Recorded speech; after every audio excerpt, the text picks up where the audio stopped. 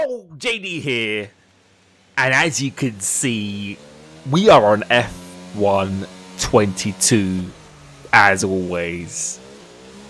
And in today's video, we are going to be having a little bit of a discussion, and we're going to be showing two races here today. So the first one at Hungary, the next one at Monza, in a couple of 5-lappers that I did a fair while ago actually. So again, thank you so much for everyone joining. If you do want a priority invite into these hobbies, then joining my YouTube membership by clicking that join button will give you a guarantee of that. So thank you for everyone who has been participating. But moving on to the topic at hand, and this is a video again where I really want to just have an open discussion. It's not really scripted or anything at all, because I don't really do that with my videos, but really just listening to what you guys think, because at the end of the day, if a gaming developer doesn't have people buying their games, it's like fans of a football club. If you have no fans, then you can't run the club, and it's exactly the same for this. And I think understanding the opinions of the community and what they want can make or break a game or the company for the future. And really, the topic at hand for this video is talking about what has happened to this game, and basically in a nutshell, just talking about why after every release of an F1 game that it just seems to get worse. It doesn't seem to improve. And today we're not going to be talking about the glitches or bugs, because I understand that every game has this, like even Call of Duty, Fortnite, CSGO, iRacing. Every game has a bug, and especially if it's a new one, that's something that is usually comes with a bit of teething problems. So we're not even going to be focusing on that. But the main issue, the main gripe that I have with these games is just the lack of development and the lack of improvement, and how the games just seem to get worse with every single patch that we have. But of course, this is just my opinion, but I think the fact that I've played these games at a competitive level since 2010, I understand that my expectations might be a bit different to someone who is quite new to the series. So maybe within the last year or 2 years, someone might come on and think, actually, no, this is not too bad or anything at all. Because I've said that many times before, the racing always does make up for it, and that's what I love to do. I love to compete against other people, try and bring out the best in myself, have those intense rivalries, have those intense battles. And when you have that and it's actually working, then it's quite easy to forgive and forget other issues that you have surrounding the game itself. But for me, I felt like the handling at the start of this game was brilliant. I absolutely loved it. And yes, I understand that it wasn't realistic. The traction was very difficult, and a lot more difficult than it is in real life. But for me, it just was just incredibly fun. And from what I saw, although I know this is not a guarantee, but from what I saw, I'm speaking to other people and interacting with them, the majority of the community also loved it. It was just a breath of fresh air, and you could argue that the skill gap was even higher than it is now. And it was just very, very satisfying to drive, in my opinion. But now, the stage that we are with the game, although the traction might somewhat be a bit more realistic, I've also found it to be much more inconsistent and very random when you can lose the car. And I have heard a lot of others say this, including F1 esport drivers. And again, this is where I want to hear other people's opinion. Do you feel that it's just a lot more unpredictable when you lose a car? And that's something I've definitely found with this handling model as well.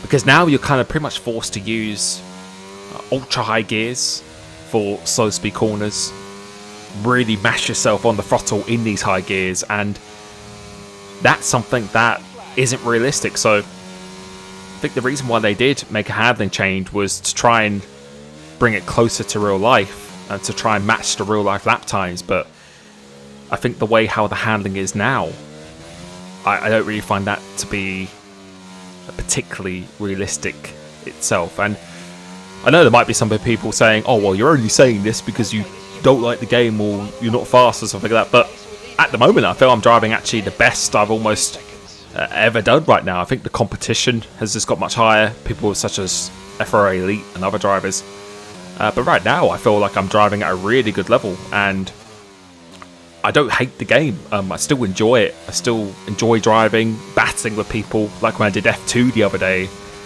No, I absolutely loved it, and that's what keeps me going. But I just feel the reasons for this handling change and how the force feedback just seems to always change as well, because that's the next thing. I just found that the force feedback with every patch, especially when we had the patch 106, I just feel much less connected to the car as well. And again, this might all be in my head and placebo, because Codemasters have told me directly that since patch 106, the force feedback hasn't changed. There's been no changes to the handling model or anything at all. But even since then, even since the 6 patches since then, I feel the force feedback is somewhat different, and like the traction, just very randomized. And even F1 Esport drivers have said that their force feedback seems to change depending on how many cars are in the lobby, which is actually something I've noticed myself. And it just these really small details, like even the latest patch, some people said it felt a bit heavier. You'll see some of the comments, we should see some of the comments on the screen now, what they think has changed since the latest. And I think that really does depend on the wheel you're running as well, also the platform you're on. But there is a general consensus that there's always something that's changed whenever we have a patch or something like that. So really the question is, for me, it is why. The game started off great, in my opinion. But again, I just feel like it's the case of Codemasters just not really listening to the feedback of the community themselves. Because yes, there are bugs. There have been bugs, such as the FPS glitch and other random events. But I'm more concerned about the lack of development in this series. Because to me, career mode is just quite dull, it's just quite boring. Even taking the side of how OP the AI was and how long that took to get fixed, I just don't feel there's any sense of immersion, and that's the reason why I don't play it, because I just find it very boring, in all honesty. Even though people might enjoy to watch it, for me as a player, it just doesn't make me feel really like I'm involved or immersed or anything at all. Even compared to the 2010 Formula 1 game, where you could actually go around the paddock, that felt actually more immersive to me than it is now. Crossplay is arguably pretty unusable. At times it seems to be very touch and go if that's actually working. Finding lobbies is actually quite troublesome, especially when people are trying to find crossplay lobbies. And there isn't really much else to do in the game apart from that. On previous games, such as 2012, I remember we had a sprint mode, we had something called time attack, we also obviously had the time trial as well, even challenges, and not to mention that there's still no dedicated servers, which really does baffle me, considering there's so many more people playing this game now, and with the rise of esports, the rise of real F1 in the sport there, why don't we have these features anymore, and why don't we have things such as dedicated servers? So if you've made it this far into the video, I'm sure many people will assume that I just enjoy being negative and ranting on about things, but trust me, I actually want this game to succeed, and I'll sing to the high heavens when there's something I feel that they have actually done well, such as the F2 cars. In my latest video, I was actually going to be making this video then. But when I tried the F2 cars, I felt it was amazing. I felt it was just so connected to the car. The racing was incredible. You didn't have to worry about the ERS and the slipstream effect. That balance kind of things was just felt so much more optimized for those cars. But I've always said this. I always just feel for this company to have this game this long, that we should be much further ahead. So not only more features, but the fundamentals of the game working, such as the online, the crossplay, the force feedback, the handling model has not been great in the past few years. And it's just, you know, if games such as Assetto Corsa and R-Factor, I know they're simulation games, but they can have a much more connected feeling to the car than, you know, for a fraction of the budget than even Ultima Vista, games like that by, I think it's by a Brazilian company, a very small company making games such as that. Now, I've already kind of said what I feel the solution is, which is to obviously have a new game model, first of all, not just having a copy and paste each year, having multiple developers rotate between the game, or maybe just even go with a whole new developer. Now, I'll leave it to you what you think should be the solution, but no, I don't want to be ranting and to be speaking negative. I really don't, believe it or not, whether you want to or not. But I think a lot of other YouTubers and, you know, influencers, if you want to call them, who do get early access to the game, they're not really allowed to be negative about the game because they will be denied the early access. And believe me, there are a lot of things I could share to show that, but I'm not allowed to. But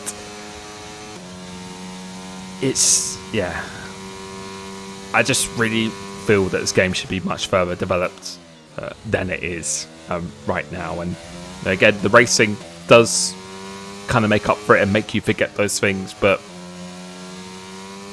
I really do feel that when people are spending £70-80 a year on a game, then it should be worth it.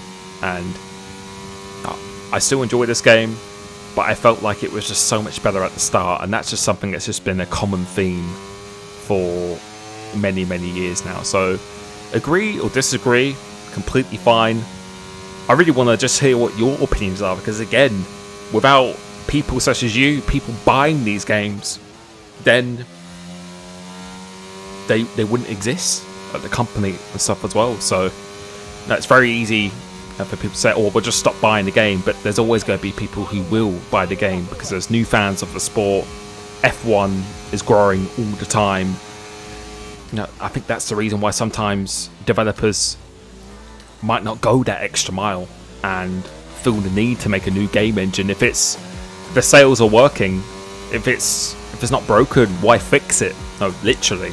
So I think developers need a lot more pressure from the community in order to get something done. And hopefully videos such as this, even the FPS video that we did in the past, that actually got a patch done very quickly. If there's pressure from the community, then I think that's what's really going to try and raise the level of these games in the future. But yeah, hopefully that wasn't too much of a rant. I tried to be very constructive here, but again, I just really want to hear what everyone else thinks, because it's not just me playing this game.